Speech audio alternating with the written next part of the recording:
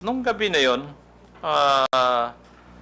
kung ano man ang pinag-usapan nyo doon, specifically yung supposed photo na gumamit ng cocaine si PBBM ay parte ng plano na pabagsakin ng gobyerno ayon kay Harry Roque?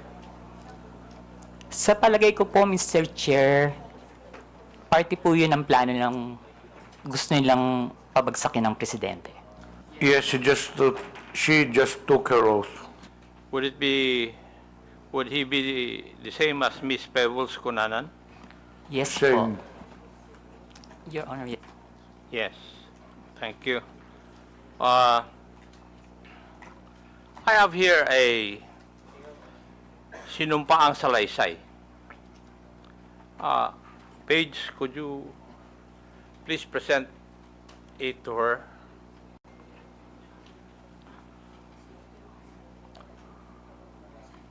Would that be your affidavit? Subscribed and sworn to? Pakitignan yung dokumento na binigay po sa inyo. Yung po ba ay affidavit po ninyo? At pirma nyo po ba yun na andyan? Mr. Chair, yes po. Thank you. Page, pwede bang?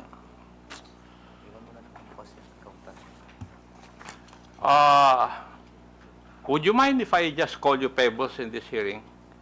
Mr. Chair, thank you po. Okay. Hate ko po yung Vicente. Okay. Thank you. Pebbles.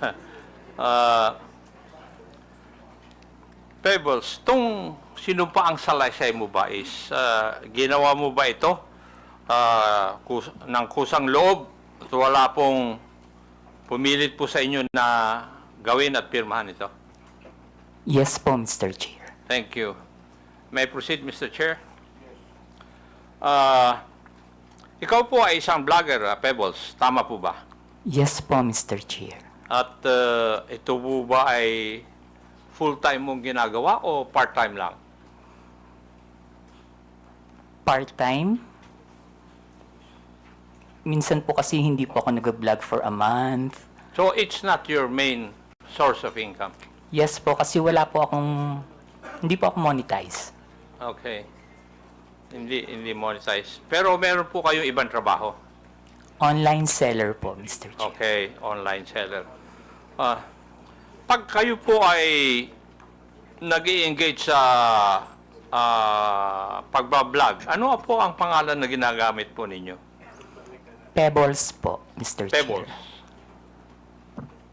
Kasi nga po, hate ko po yung Vicente. Opo. Halata naman dahil ayaw mong gamitin Ano pong social media platforms ang ginagamit po ninyo? Facebook po. Facebook lang? Meron din po akong ex, pero hindi po ako ganong nagpo-post doon.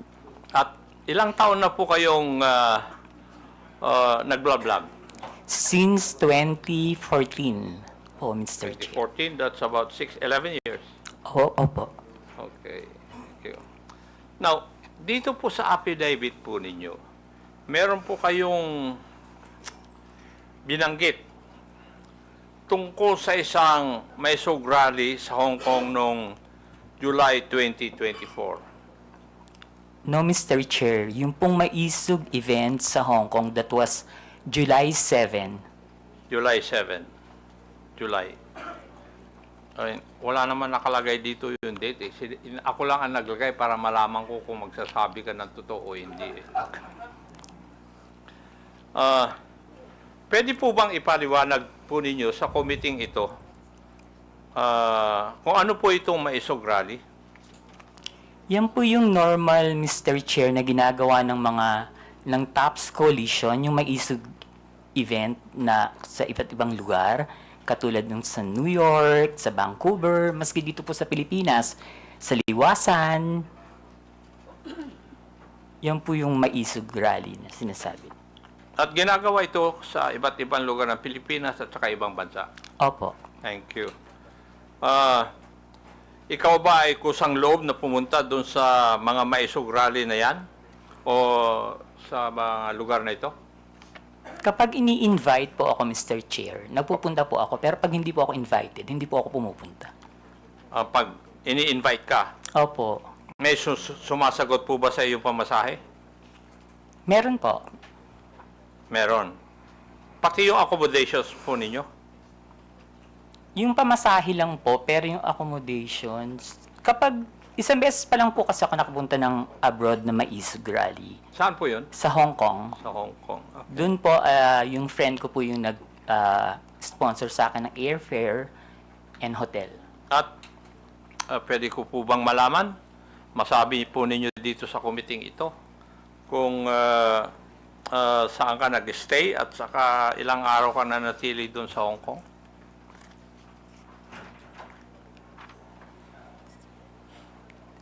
July 7 po, ginawa yung event.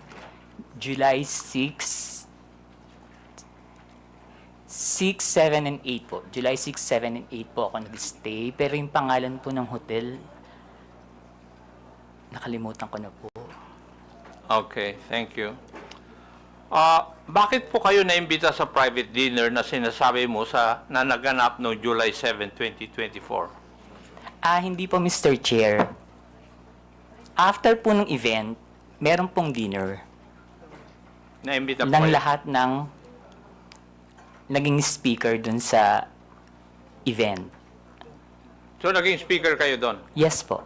Okay.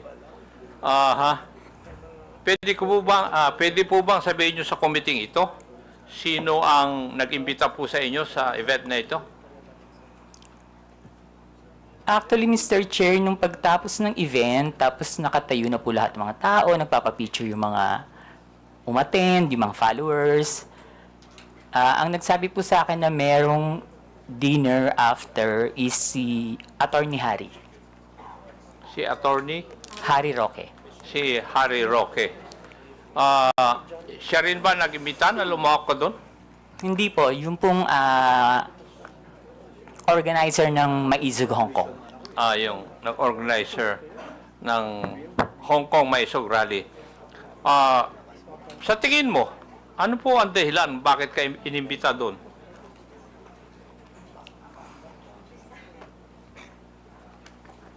Kapareho rin po nung mga ginagawang rally dito sa Pilipinas, na sabihin lahat ng ginagawa ng gobyerno na hindi namin gusto kasi that time kalaban po ako ng gobyerno. Liwanagin po natin yon. Kalaban ka ng gobyerno?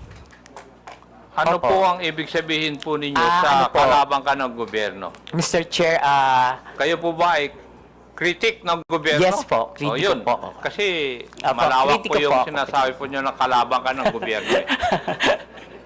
sorry, kritiko po ako ng gobyerno. Kritiko ka ng gobyerno. Okay. Meron akong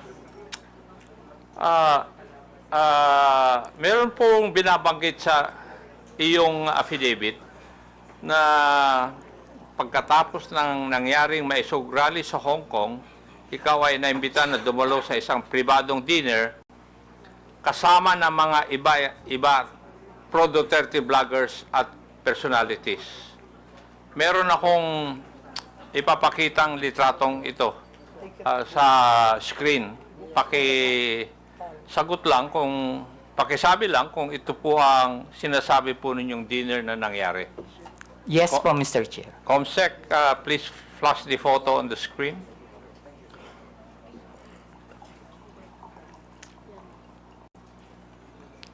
Yes po, Mr. Chair. Yan po yung dinner. Yan.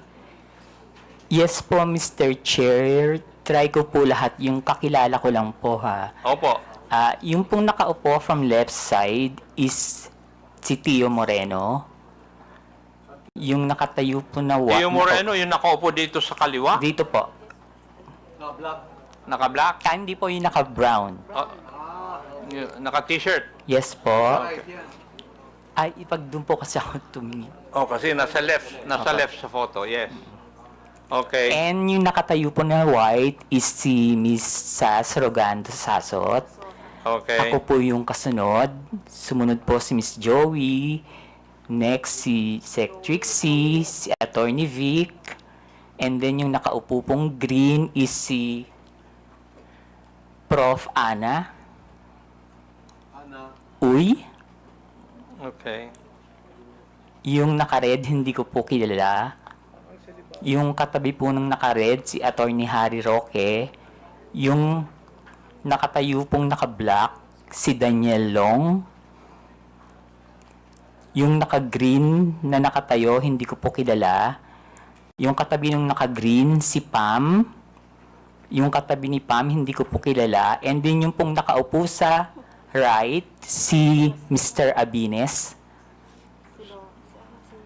Yung katabi ni Mr. Abines, hindi ko po kilala. Then si Attorney Glenn Chong and si Doc Badoy.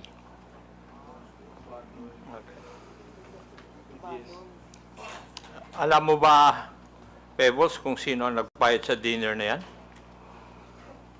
Ang pagkakaalam ko po si Attorney Harry. Attorney Harry Roque. Okay. Punta na tayo dun sa laman ng iyong affidavit. Sinabi mo sa iyong affidavit, Pebbles, na pinag-uusapan sa dinner na yon na may larawan o picture si Attorney Harry Roque na di umano nagpapakita na gumagamit ng cocaine si PBBM. Sigurado ka ba dyan? Sa sinabi mo sa affidavit mo na ito? Late po kasi akong dumating, Mr. Chair. So, mga 1 hour na silang nandun sa restaurant, nag-uusap. Bago po kami dumating ni Attorney Vic and ni Pam. So, mini-message na po nila ako na nasa na daw po ako, marami ng chikahan. So, pagdating ko po, yun po yung topic about the Pulburon video. Okay. Sinabi mo rin sa iyong affidavit, Pebbles, na walang pinakitang picture si Attorney Harry Roque doon sa pinag-uusapan po ninyo.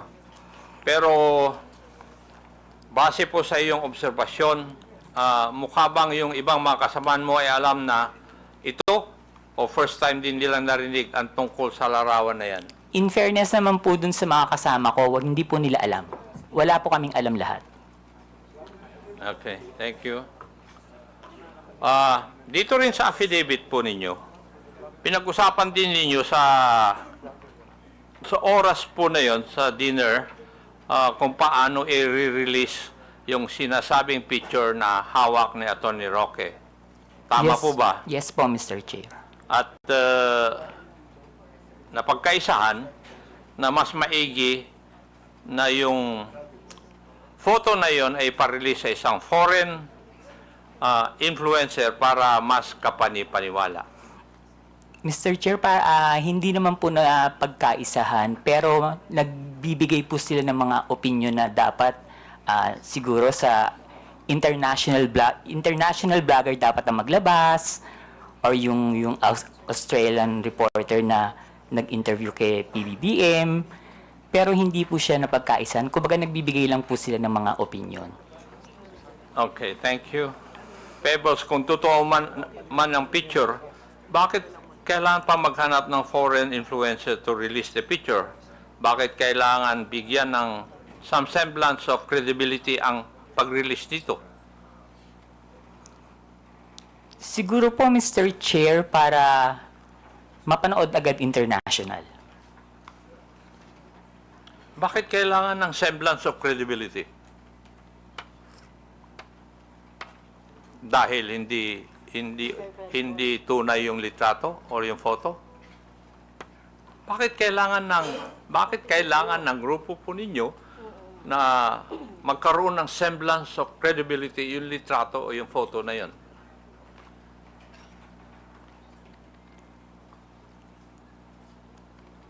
Hindi ko po...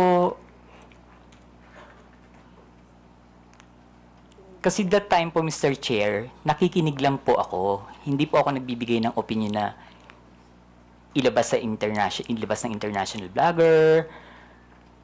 nakikinig lang po ako sa kanila. Wala po akong binigay na opinion na, ay, oo, sige, ilabas mo, dapat ilabas yan ni ganito, dapat ilabas yan ni ganyan. Hindi po ba, Pebbles, having in this business for 11 years, kung kailangan bigyan ng credibility sa isang bagay, yun ay dahil yung isang bagay na yun ay alanganin. Yung bang pwedeng hindi totoo? Yes po, Mr. Dahil Chair. kung totoo yun, hindi nyo na kailangan na bigyan ng credence o credibility. Yes po, Mr. Chair. Yes, thank you. Sa iyong obserbasyon, Pebbles, sino ang nangunguna sa diskusyon nung oras po na yun? Mr. Chair, si Attorney Harry Roque po. Si Attorney Harry Roque. Now, pwede ko bang tatanungin, Pebbles, at that time na ikaw ay nag-vlog, ng panahon na yon, ikaw ba ay DGS? Hindi po, Mr. Chair. Ano po kayo? Pro-Philippines. Pro-Philippines. Wala po akong pinapanigan. Wala kayo pinapanigan. Hindi po ako BBM vlogger that time, hindi rin po ako DDS. Pero sa mga vlog ninyo, sumusuporto po kayo sa mga Duterte. Hindi po, Mr. Chair. Hindi. Okay.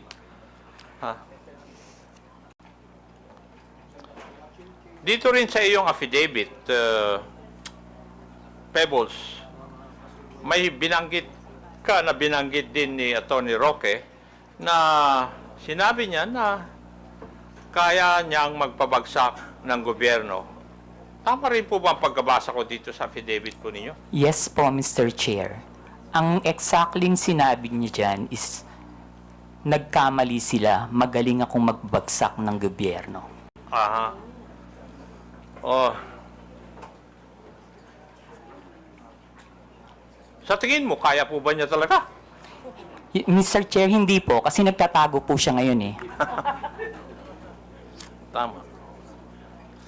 Meron. Yung,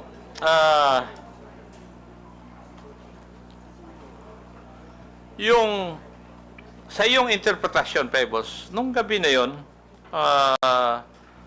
kung ano man ang pinag-usapan nyo doon, specifically yung supposed photo na gumamit ng cocaine si PBBM ay parte ng plano na pabagsakin ng gobyerno ayon kay Harry Roque? Sa palagay ko po, Mr. Chair, party po yun ang plano ng gusto nilang pabagsakin ng presidente. Okay. Meron po bang ibang pinag-usapan pa nung gabi ngayon? Wala na po, Mr. Chair.